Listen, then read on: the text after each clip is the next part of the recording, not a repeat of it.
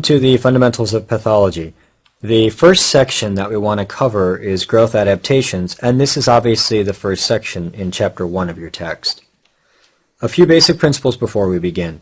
The first is that an organ is in homeostasis with the physiologic stress placed on it. So we can take any example. Take the heart, for example. The heart has the function of pumping against the systemic blood pressure, and it pretty much is in homeostasis when it deals with that physiologic stress. Now, if there is an increase in stress, or a decrease in stress, or a change in stress on an organ, then the organ will undergo growth adaptations. And these growth adaptations is what we want to discuss over the next few minutes. And generally speaking, the growth adaptations are very high yield for examinations. Now, the first of the growth adaptations is hyperplasia and hypertrophy. And the idea here is that if there's an increase in stress on an organ, this will then lead to an increase in organ size. Basically, if the organ has to do more work, the organ will become bigger in order to do that excess work. Now, how will the organ become bigger? Well, there's two ways. One way by which the organ could become bigger is to increase the size of the cells of that organ. And an increase in cell size is actually called hypertrophy. So one way by which the organ becomes bigger is to increase the cell size, i.e. hypertrophy. Another way by which the organ can become bigger would be to increase the number of cells of the organ, and an increase in number of cells is called hyperplasia. So basically speaking, these two mechanisms, hyperplasia and hypertrophy, allow for the organ to increase in size in the face of an increase in stress. Now, it's not enough to simply know the definition of hypertrophy and hyperplasia, but you've got to go one step further, and examiners like to ask about about the mechanism that underlies these changes. So let's take hypertrophy first. Recall that hypertrophy is what? Hypertrophy is when we take a cell and we make that cell bigger. We increase the cell size. Now, if we're going to increase the cell size, a couple important things. First of all, recall that a cell has a skeleton, which is called the cytoskeleton. And that cytoskeleton is what gives the cell its size and its shape.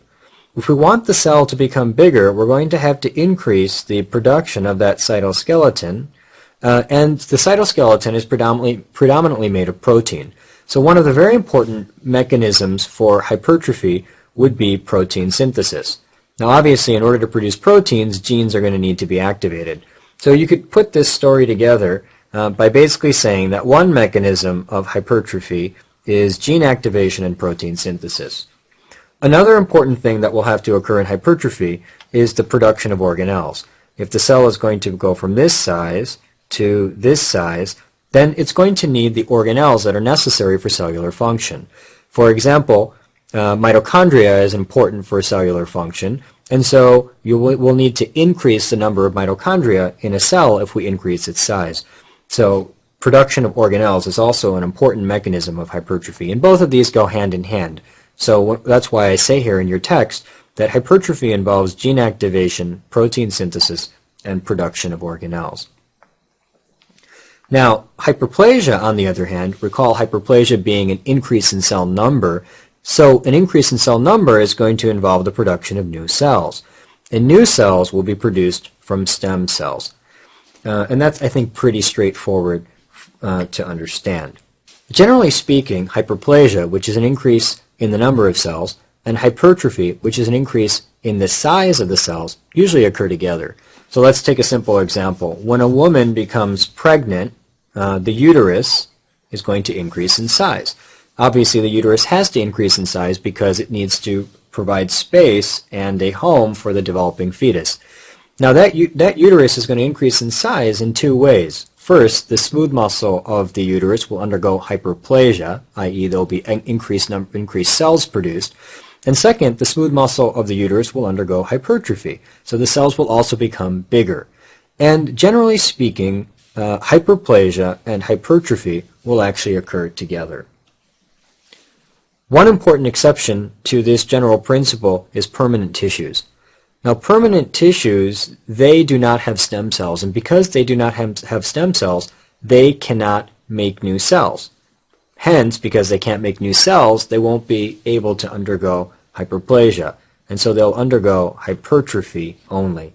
This is a very high yield topic. So let's take a step back and remind ourselves that in the human body there's basically 3 permanent tissues. The first of the permanent tissues are cardiac myocytes. The second permanent tissue is skeletal muscle. And the third permanent tissue is nerve. These 3 tissues, cardiac muscle, skeletal muscle, and nerve, cannot make new cells and therefore will undergo hypertrophy only and cannot undergo hyperplasia. Here's a classic picture that likes to show up on exams. This is actually a picture of both the left ventricle and the right ventricle. Here we can clearly see that the left ventricle is very thick and that the right ventricle is basically exhibiting a normal thickness. Now, I could show you this picture and then I could ask you, what's the mechanism by which this change has occurred within this organ? And the answer would clearly be that this change, this increased thickness of the wall of the cardiac muscle has actually occurred via hypertrophy because the heart cannot undergo hyperplasia. Another important principle regarding hyperplasia is that pathologic hyperplasia can progress to dysplasia and cancer. Now, what do I mean by pathologic hyperplasia? Pathologic hyperplasia is when hyperplasia occurs due to some underlying pathologic process. And this pathologic hyperplasia can progress to dysplasia and cancer. Maybe we should take a step back and contrast pathologic hyperplasia to physiologic hyperplasia.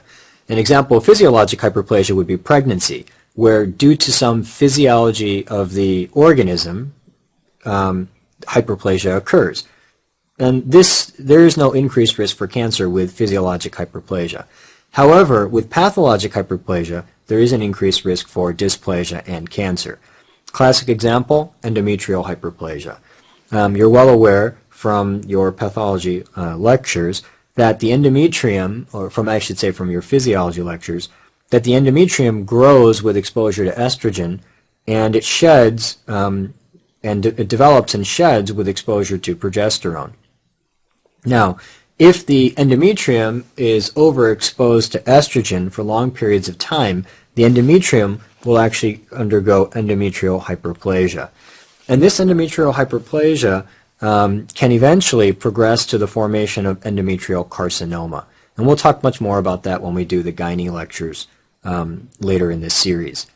Another important point to be brought up here is that there is one exception, or one very classic exception to this general rule, and that is benign prostatic hyperplasia, or BPH. Now, benign prostatic hyperplasia is a pathologic hyperplasia. However, it is not related to cancer, and there is no increased risk of cancer with BPH. So this again makes for a nice question, examiner's question, because of the fact that it's an exception to a general principle. Okay, the next growth adaptation is atrophy. Now, the idea with atrophy is that there is a decrease in stress on the organ. So if there's less stress on an organ, the organ will actually decrease in size. And that decrease in size is called atrophy.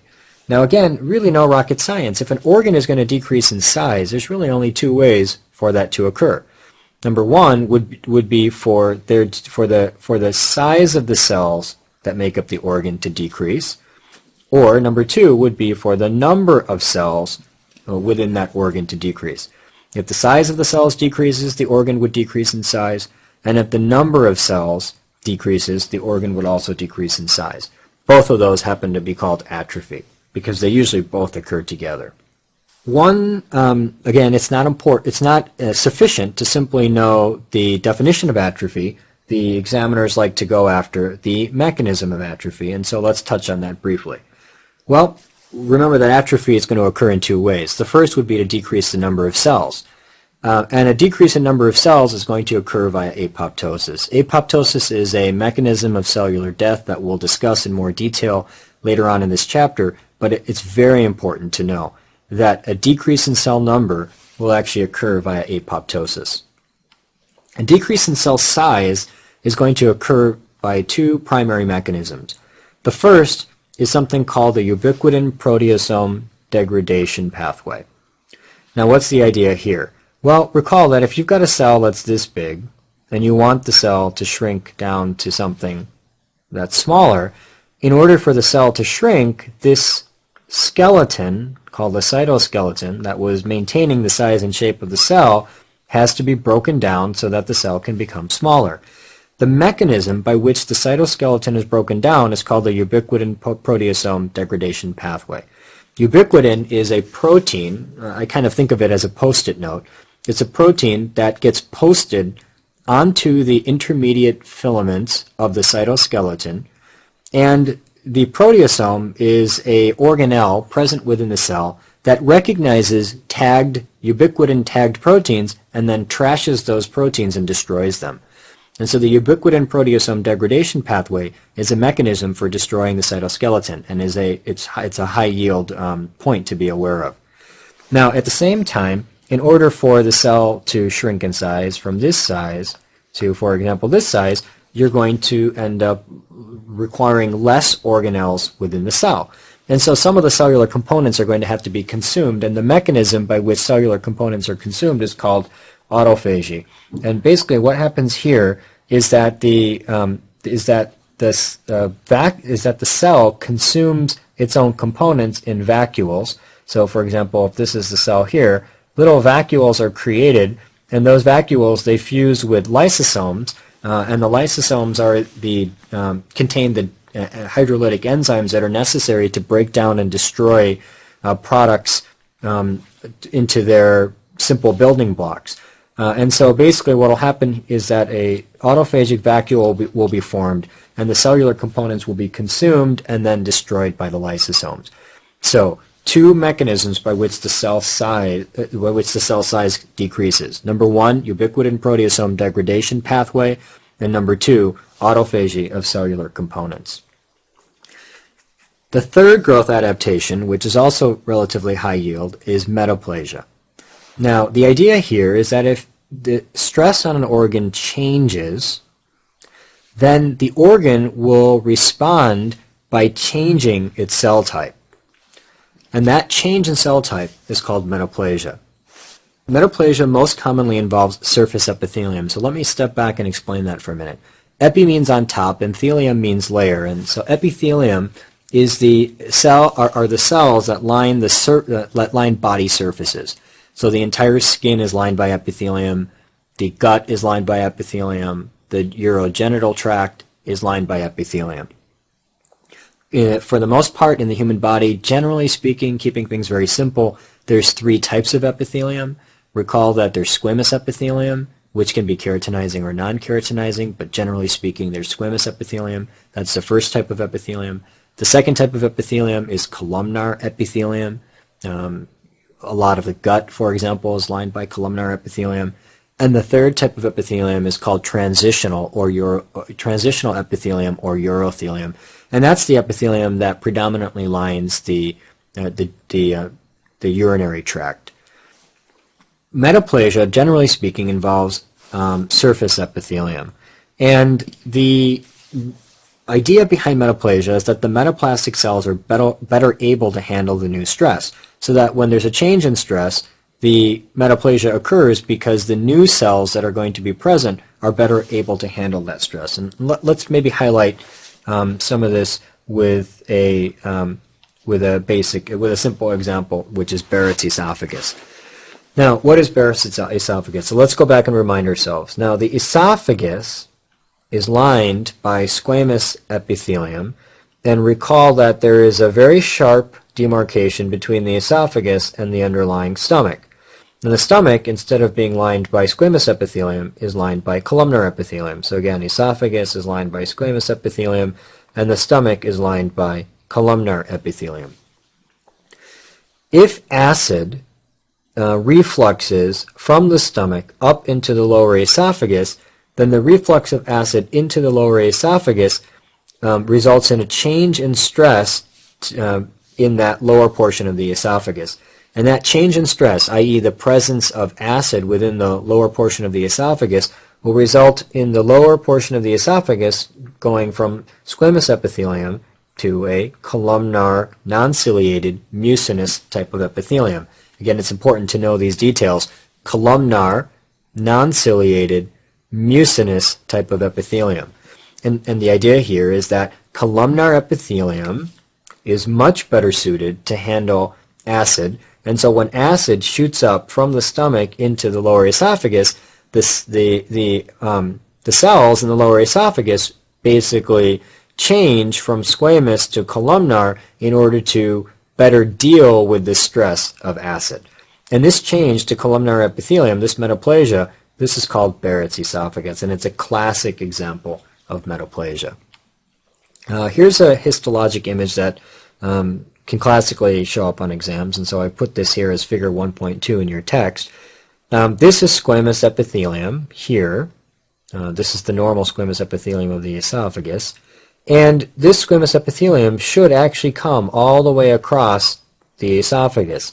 However, in this portion of the esophagus, we can see that the squamous epithelium has converted to columnar epithelium, and focally that columnar epithelium exhibits goblet cells, or mucin, or droplets of mucus within the cytoplasm of the cell. Now, the next point about concerning metaplasia is how metaplasia occurs. Remember that I told you it's not sufficient to simply know the definition of metaplasia, but you also need to know the mechanism by which it occurs. And the mechanism by which metaplasia occurs is via reprogramming of stem cells. So there are stem cells present, for example, in the lower, in the esophagus, in this case the lower 1/3 of the esophagus, and those stem cells have the ability to produce new squamous cells. If they see acid, they begin to say, well, squamous cells aren't good at dealing with acid, and instead they convert themselves to columnar cells. And when they convert themselves to columnar cells, that results in the metaplasia that we've been discussing. Now, very important to know, metaplasia is reversible. That's a high-yield principle. If you remove the driving stress, or let's say you remove the key stress that was causing or that led to the metaplasia, that will then result in reversal of the metaplasia. Let's just take a very simple example. If we've got gastroesophageal reflux disease and we've got acid shooting up into the lower 1/3 of the esophagus, that's going to result in a columnar, non-ciliated, mucinous metaplasia.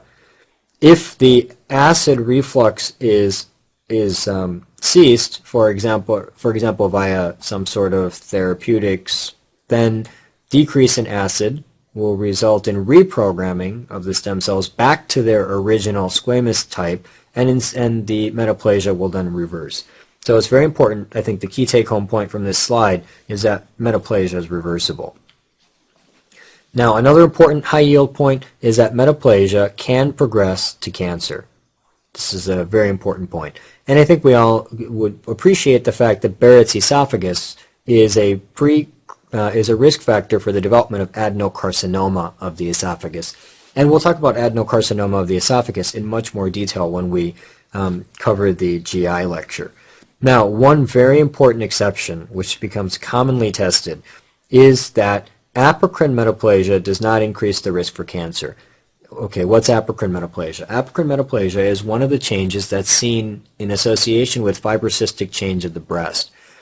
The fibrocystic changes can be associated with an increased risk for the future development of breast cancer.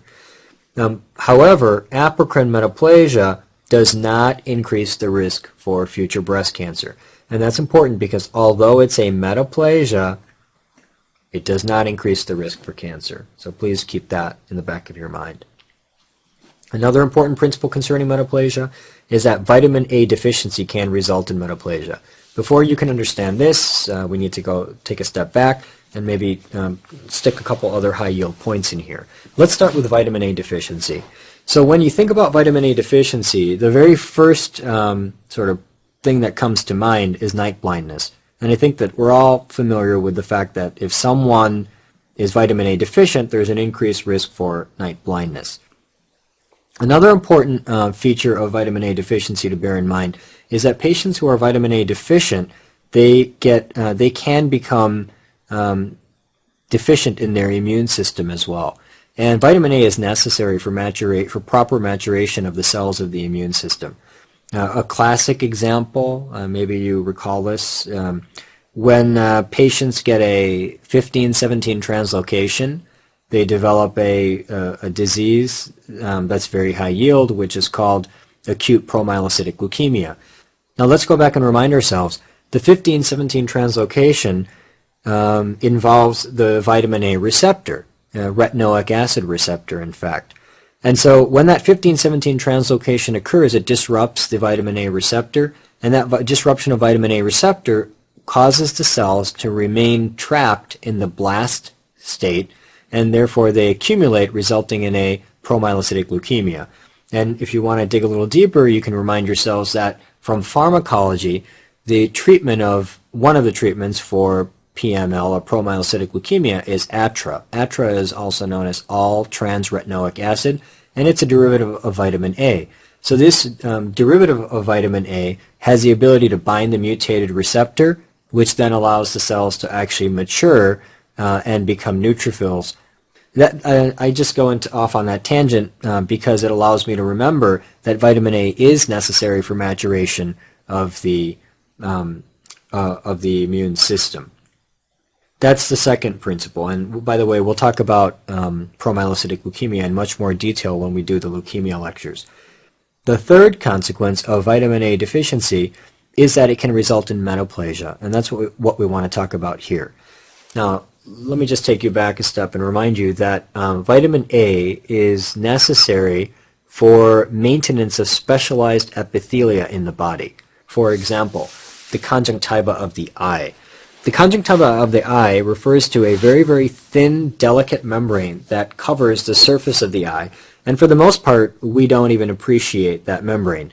The time that you recognize that that membrane is there is when it becomes inflamed, and so, for example, when a patient gets a cold and they come in with pinkness or redness to the eye, that is an example of the conjunctiva becoming inflamed and hence becoming red.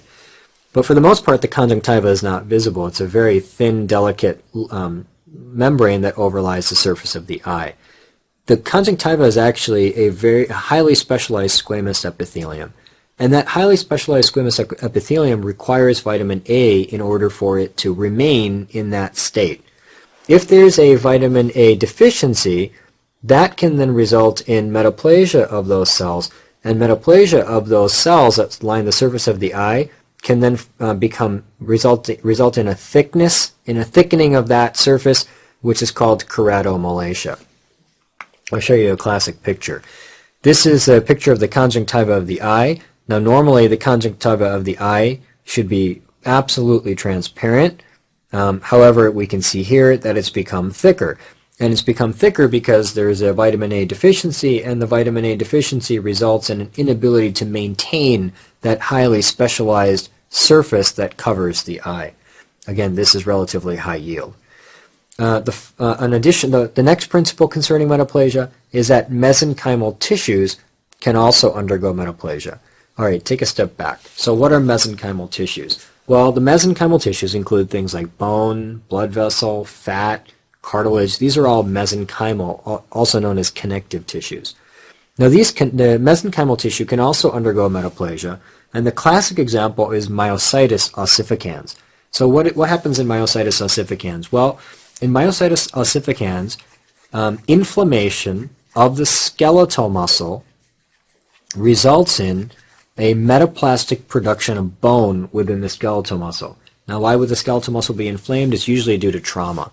So a patient undergoes trauma of the skeletal muscle, and when the skeletal muscle is healing, there's a certain degree of inflammation, and as part of that healing, the skeletal muscle actually converts into bone, and some bone is produced within the skeletal muscle. That's called myositis ossificans, and that is relatively high yield as well. This is a classic picture. It's figure 1.4 in your text, and this circular area here that looks ossified within the muscle, this is the myositis ossificans, or the presence of bone within skeletal muscle. Now, be careful, because examiners like to tell you or make you think that, or confuse you perhaps, that this is actually an osteosarcoma. However, notice that number one, this bone is normal. The bone adjacent to it is normal.